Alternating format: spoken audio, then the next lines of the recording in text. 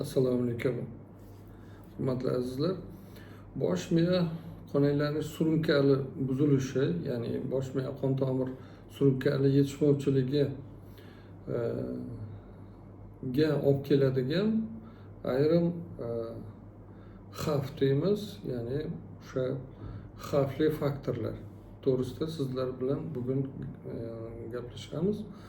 Surunkali bosh miya qon tomir yetishmovchiligi xavfli omillardan eng kattalaridan birlari birinchi o'rinda chekish hisoblanadi. Chekish, spirtli ichimliklar iste'mol qilish ham shular ichiga kiradi. Gipodinamik deyiladi, ya'ni kam harakatlik. Ko'pincha mana ahli mehnatdagilar, yosh ulug' insonlar kamroq harakat qilishga harakatda bo'ladi. O'sha kam harakatlikda oqibatda ko'proq, tezroq rivojlanadi. Va keyingi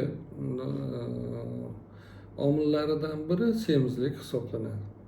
Surunkali va o'tkir bosh miya qon aylanishining buzilishiga olib keladigan mumkin bo'lgan patologik holat va kasalliklar ko'proq shu genetik moyilliklar ham shular bitta omiliga kirar ekan.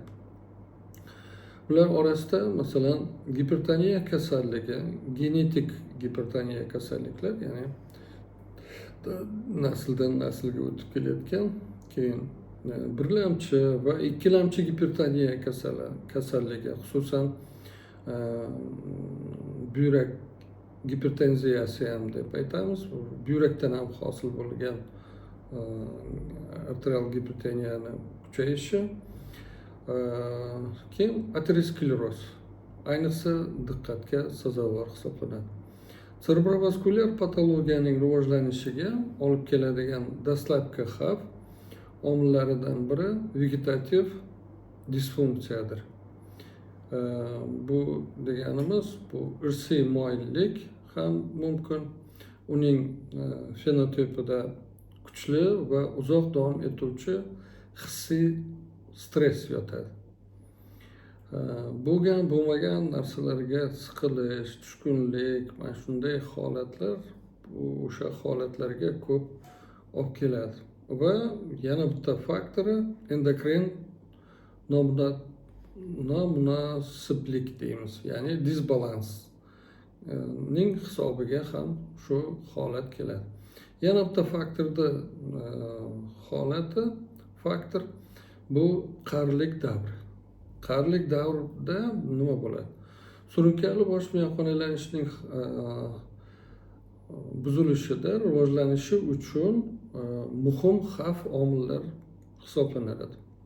Buning sababi shundaki, qarilik davrida organizmning moslashuvi, ya'ni adaptatsiya deymiz, mana har xil holatga moslashuvi, shu qobiliyati qon tomirlarida rivojlanayotgan morfologik va funksional o'zgarishlar va metabolik o'zgarishlar tufayli pasayadi.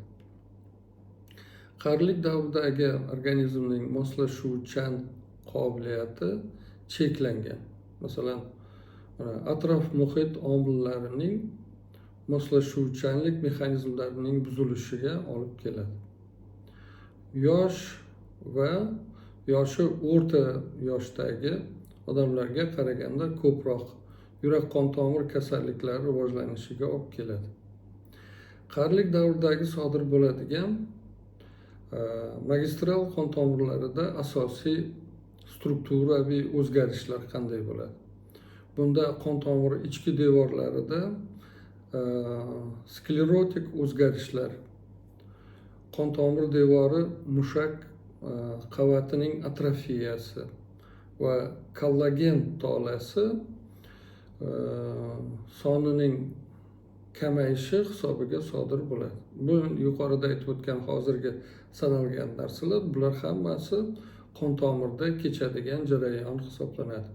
Bu o'zgarishlar qon tomir devori elastikligining pasayishiga, cho'zilishiga va qon tomir devorining sklerotik qotishiga olib keladi. Sklerotik deganim, men sklerotik deganda shishani his qilaman. Ana shunday holatga kelib qoladi. Kapillyar qon tomir tarmoqlari ham yoshga bog'liq o'zgarishlar kechadi. Yoshga bog'liq to'qima birlik hajmiga to'g'ri keladigan kapillyar soni kamayadi. Ya'ni kapillyarlar nisbatan kamayib boriladi. Elektron mikroskop ma'lumotlar shuni ko'rsatadiki, yosh o'tgan sari kapillyar bazal membranasi qalinlashadi. Fibrillar kollagen miqdori oshib borishi, qon tomirlar teshigi diametri, ya'ni shu qisqarishib borishi va penotsitoz faoliyati pasayib boradi. Bu o'zgarishlar to'qimalarga kislorod yetkazib berishning pasayishiga va odatda qarilik bilan sodir bo'ladigan gipoksiyani rivojlanishiga olib keladi. Qarilik davrida ichki uyqu arteriyasidagi karotid sinus va aorta yoyi baroretseptorlarning stimulyatsiya qilish reflektor javoblari zaiflashadi va qon bosimini tartibga soluvchi baroretseptorlar mexanizmining ishlashi buziladi. Bu holat esa keksa odamlarda refleksogen gipertenziya, ya'ni shu refleksogen gipertoniya kasalligini rivojlanishiga olib keladi. Eksperimental tadqiqotlar shuni ko'rsatadiki, qarilik davri bosh miyaning yurak qon tomir tizimi holatini korreksiya qiladigan ta'siri o'zgarar ekan. Buni 1984-yili Frolkis degan olim tadqiqot qilgan. E'tiboringiz uchun rahmat. Kanalimiz bilan bo'ling.